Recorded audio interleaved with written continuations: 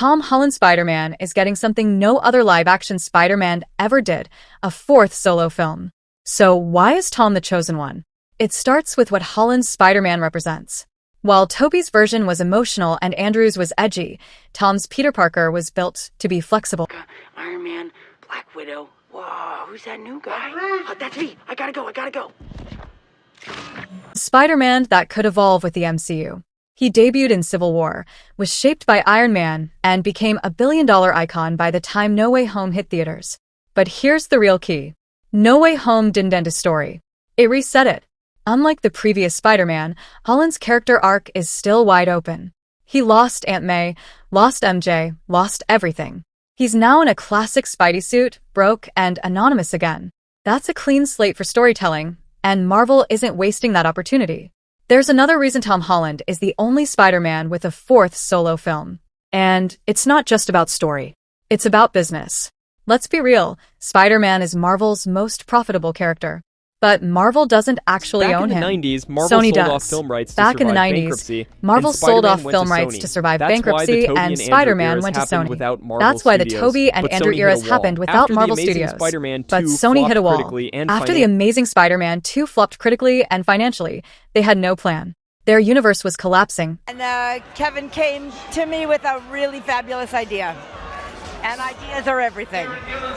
Bringing Spider-Man into the universe where he belongs, as all the fans know, interacting with the other characters for the very first time, and it seemed like the right time to do it. Marvel Studios offered Sony a deal. Let us use Spider-Man in the MCU, we'll make the movies. You'll still own them and profit off them. And that's how Civil War and Homecoming happened. The results, box office gold. Spider-Man, Far From Home, made $1 billion worldwide. No Way Home made nearly $2 billion worldwide. Merchandise sales exploded, and Tom Holland became the definitive Spider-Man for a new generation. Maguire almost had a So fourth why film. stop at 3? Sam Raimi was Tobey developing Maguire it. almost had a fourth film. Sam Raimi was developing it. You know, everybody's intention is to get it out for 2011. We're totally in process in terms of the development of the story, and you know, there's really good stuff there. Vulture, Black Cat, a darker arc for Peter. Tobey was on board. So was the fan base. But Sony didn't want a thoughtful finale. They wanted another blockbuster fast. Remy walked. The movie died. The reboot was green-lit the same year. Tobey didn't lose the role because he aged out. He lost it because the studio lost patience. Marvel gave Holland what Sony never gave Tobey, creative breathing room. Then came Andrew Garfield, grittier, wittier, and set up for long-term plans. Andrew Garfield loved being Spider-Man, and it showed. But Sony rushed The Amazing Spider-Man 2 to set up a franchise, not tell a story. Sinister Six teasers, weird Oscorp secrets, forced romance arcs. The heart got buried under corporate ambition. So this incredible character that I've been dressing as since I was 3. Yeah. And then it gets compromised and it breaks my heart. Yeah, I got understand heartbroken a little bit to a certain degree. In a move that shocked the industry, Sony gave up full creative control, handing Spider-Man to Marvel. That decision only works if the next actor can win everyone over. Enter Tom Holland. Fresh face, no scandals, no baggage, a blank slate. He instantly clicked with audiences and castmates. And the studios knew this is the guy we can build a decade around. Fast forward 6 weeks, I was still waiting, and one day Marvel just posted on their Instagram, go to our website to find out who the new Spider-Man is. And that's it. I just found out online. They didn't call me up or anything. Tom Holland didn't debut in his own movie. He showed up in Captain America, Civil War with no origin story, no Uncle Ben's speech, no setup. That sounded risky, but it worked. Marvel introduced him through the lens of Tony Stark, giving him instant credibility without over-explaining. By the time Homecoming dropped, we already knew this Spider-Man could handle Avengers-level stakes. Instead of carrying a film alone, he got to grow within a larger universe. No other Spider-Man had that advantage. Not even close. Each generation has their Spidey. For millennials, it's Tobey. For some Gen Zers, it's even the animated series. But Gen Z, they grew up with Tom Holland. He's in their memes. He's in their TikToks. He's in their Marvel starter packs. Tobey's Peter delivered pizzas. Holland's Peter live streams from the battlefield. He's awkward, anxious, and obsessed with pop culture, just like his audience. This connection isn't about acting talent. It's about cultural fluency. That's why Marvel kept building around him. Tobey started out mature. Andrew was brooding from day one. But Tom, He played Peter Parker like an actual kid, nervous, overwhelmed, full of wonder. And Marvel let us watch him grow. Over 5 films, we saw him lose a mentor, a home, his identity, and finally everyone he loves. Back in 2019, Sony and Marvel publicly split. Negotiations fell apart, and it looked like Spider-Man was out of the MCU for good. Most actors would have been sidelined. Holland didn't wait. He personally called Disney's Bob Iger to push for a fix, and it worked. Sony and Marvel got back to the table. The deal was salvaged. I'm not leaving. I'm not leaving! That kind of influence, it's unheard of from an actor in his early 20s. It proved Holland wasn't just a piece on the board. He was playing the game. Tom Holland literally saved Spider-Man's place in the MCU. Let's go back to No Way Home for a second. That movie wasn't just a fan-service event. It was a send-off, a spiritual goodbye. Tobey's Peter got to meet a younger version of himself who reminded him what responsibility really means. He stopped someone from making the same mistake he once did, saving Norman Osborn's life in a way he couldn't before. And that back injury joke, that was a wink to the years we missed. The hardships, the aging, the cost of the suit. He's still Spider-Man, just a wiser one. That was it. Wow.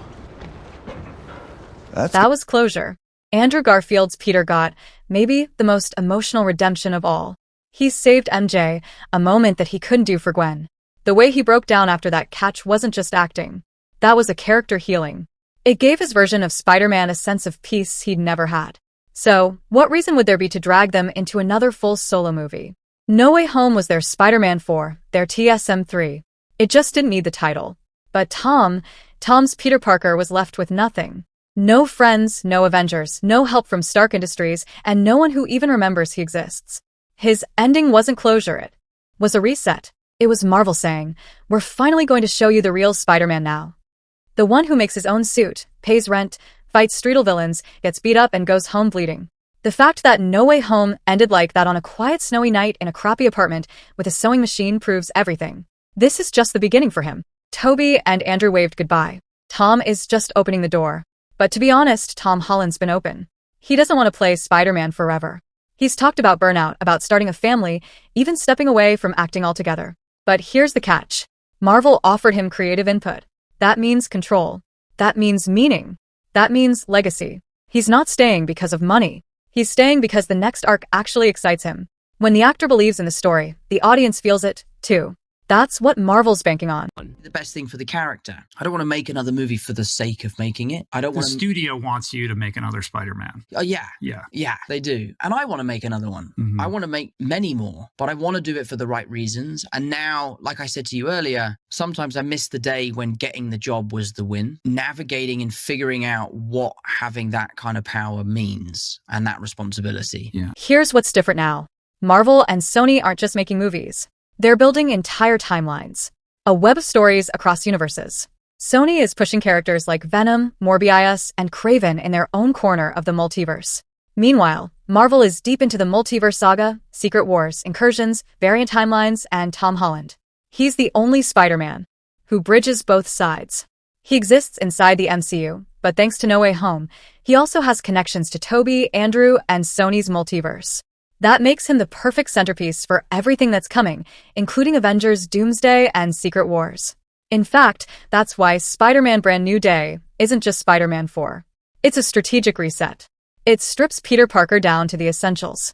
New suit, no tech, no Avengers, so he can be the ground-level hero people always loved. But it also opens the door for him to grow into the leader of the next generation, a mentor, a multiversal warrior, maybe even the anchor being of Earth 616. And here's the business genius.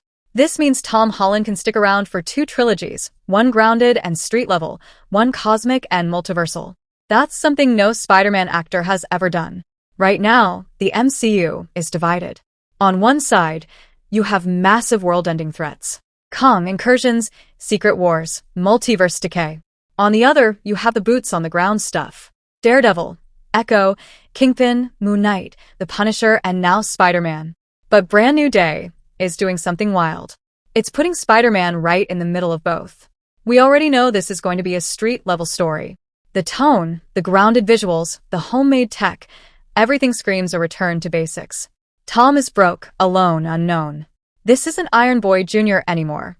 This is Peter Parker struggling to pay rent while fighting mob bosses and weird animal-themed villains. But then you add in the new suit, raised webbing, symbiote tease, Doctor Doom post-credits rumor, and even the return of Hulk and Punisher. Suddenly, this isn't just a friendly neighborhood reboot. This is a multiversal pressure point disguised as a streetle movie. And this is exactly why it works. Because Tom Holland is the only Spider-Man who can sell both sides. He can cry on a rooftop alone and stand beside gods. He can fight Tombstone in the Bronx, then end up battling Doom in a collapsing timeline. That kind of range, it's why he's still here. Think about it. Tobey's Spider-Man never dealt with aliens. Andrew's Peter never met another superhero. But Tom's Peter, he was Ned by Tony Stark. He bled on Titan. He met 3 versions of himself.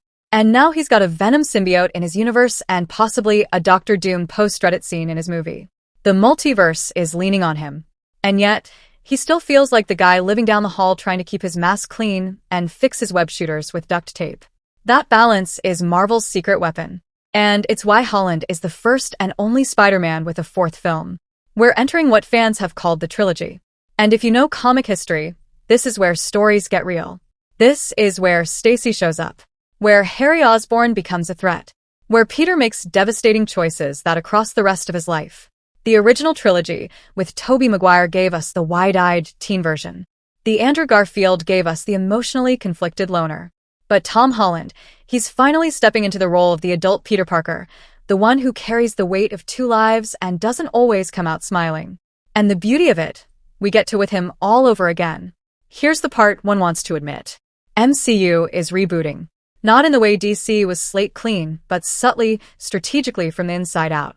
With a multiverse saga wrapping up, Kang's influence collapsing. Timelines and Avengers' secret war looming on the horizon. Everything we've known about this universe is about to get rewritten. And what happens after that? Who's going to be left to lead? Not Sam Wilson, not even Captain Marvel, it's Spider-Man. Tom Holland's Spider-Man is being positioned as the emotional core of whatever this next era Marvel becomes. Think about it. He's the only character who has ties to the old Avengers. Tony, Strange, Fury, has street-level roots for grounded storytelling, and now is being rebuilt from the ground up, giving Marvel a clean slate to grow him into something iconic.